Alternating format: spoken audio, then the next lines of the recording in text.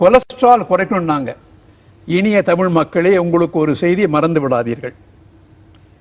Cholesterol என்பது நம் உடலுக்கு மிகவும் தேவையான ஒரு பொருள். அந்த கொலஸ்ட்ரால் அளவை குறைக்கக்கூடாது. பின்லாந்து, ஸ்வீடன் 2 நாடுகளில் ஆய்வு பண்றாங்க.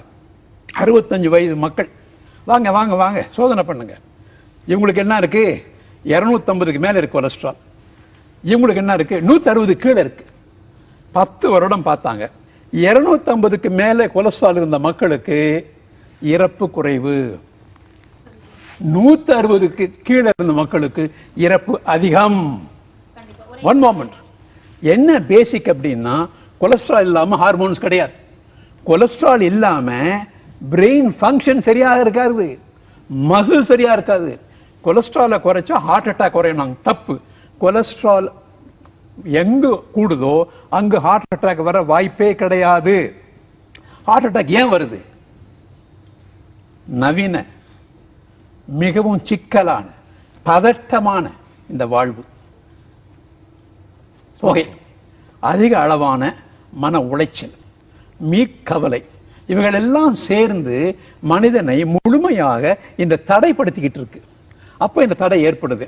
அந்த தடை ஏற்பட்ட இடத்துல அந்த உள்ள இருக்கக்கூடிய உள்வரிகள், குழாயோட உள்வரிகள்லாம் சிதைந்துடும்.